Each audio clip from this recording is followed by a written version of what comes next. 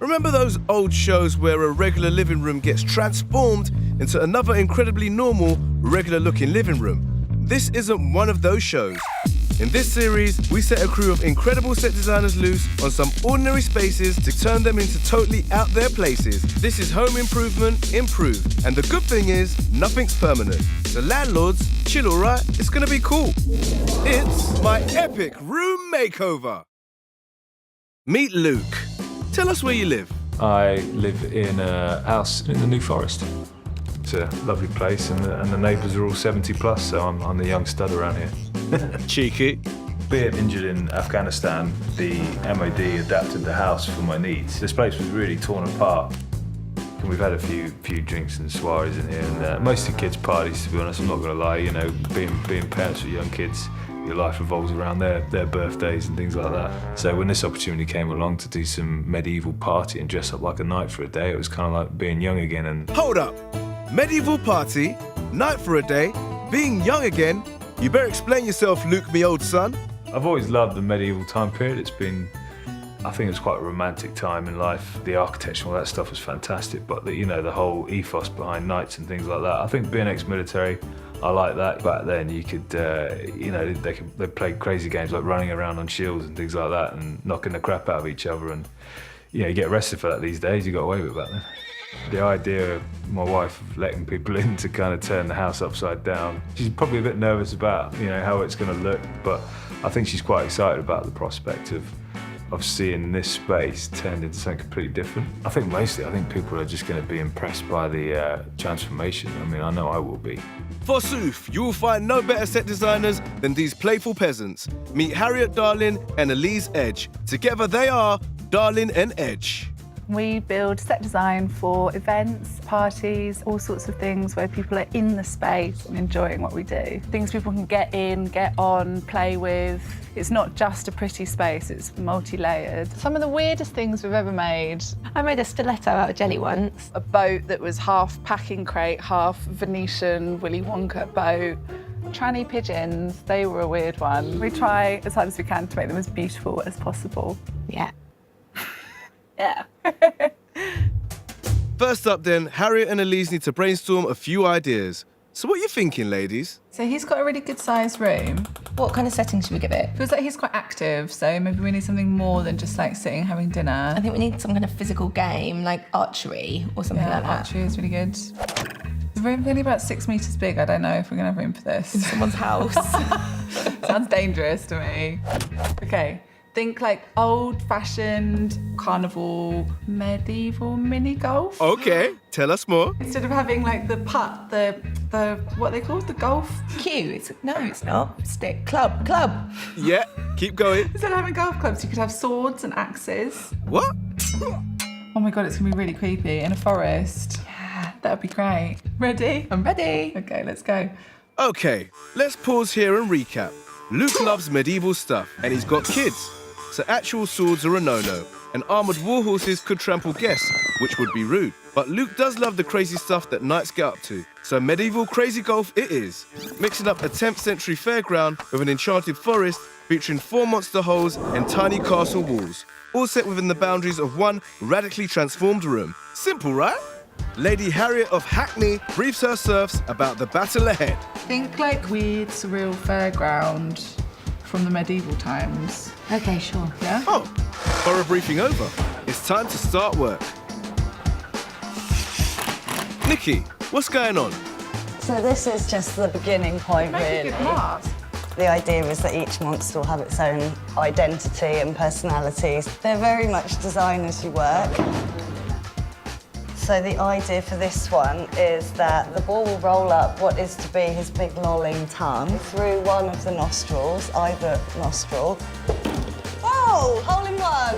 Not that hard. Yeah, got it right through the left nostril. Over here, the girls are making a lovely loop-the-loop on this dragon out of an old tyre. Yeah! And then B over here is just assembling some nice jaggedy teeth on our serpent-like monster. The ball will go in the mouth. The teeth present a bit of an obstacle, potential for more broken teeth. And will come out the side and his body will sort of loop around. Ooh.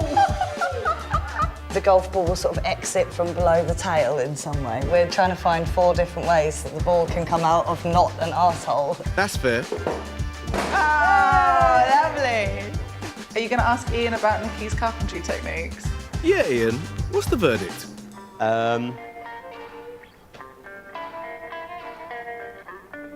I can't believe you think that there might be screws sticking out and that that's something that you need to troubleshoot. It's fine, it's perfect. And with that glowing review, it's on to some painting. So I'm just painting the sort of backwash for our forest scene. Have I got a moustache of paint? I'm just making a fade effect, a little bit darker at the top and the bottom, and then we've got some sort of misty green in the middle to create a little bit of sort of spooky atmosphere. We're just trying to make our crazy monsters look a bit more old and antique. And a really good trick is to use this black wax. This will give everything that kind of vintage fairground look. You can see it really kind of grunges them up a bit. We've got a band coming in about 24 hours. So it's all going to be ready and flat packed and ready to go by then. So we'll see, I guess. Don't worry, Elise, you got this. Oh, and look, as if by magic, it's the morning of the transformation. A van load of plywood monsters have made their way to the new forest, castle walls are under construction, and Ian is... Ian, what kind of show are you making? All right, none of this. There's an ancient forest to install.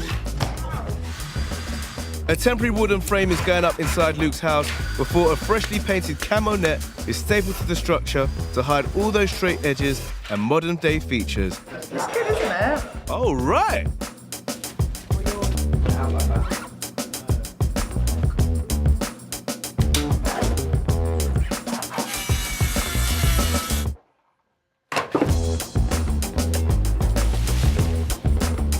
I feel we've really become the forest on this job. They all look great. I think the lighting on this one is amazing. It's so atmospheric. I feel like it's quite a lot up my nose as well. Have you seen how good these are? Liz triumphed with these. The basic theme, summarised in a nutshell, is it's like a medieval tournament that is also crazy golf. That is abandoned in a forest that is yellow. Well done. In a nutshell. Got that? Good. Luke doesn't know it yet, but we've gone from this to this, and it's finally time to party like it's 10.99. What will the family make of it?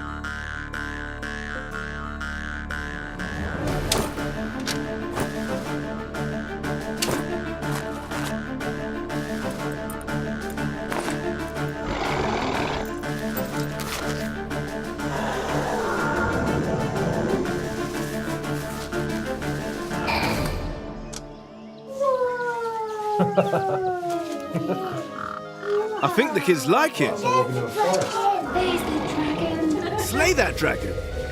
Wow. Well done, Albert. Look him in the eye. Yeah, I walked in, I was a bit, whoa. Hello.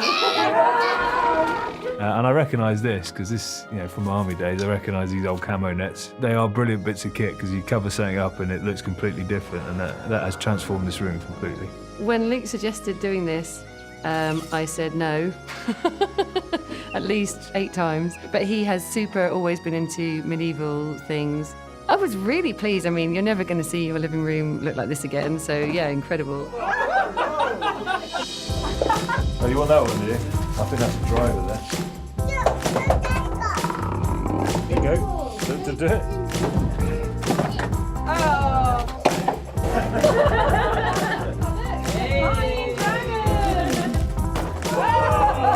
Wilbur was really into it, and the minute that he got given a shield and a sword, he was just sold and, looking for dragons to slay. And then when we came in here and there were dragons, he was just bowled over. I think we told them a little snippets of information so everyone wasn't sure what they were going to see when they walked in. And I think you can tell, they all had a good time and they enjoyed what they saw, and you forget what it's like to be a kid. So it's good to experience that again. Huzzah! Great work, everyone. Enjoy your medieval mini golf.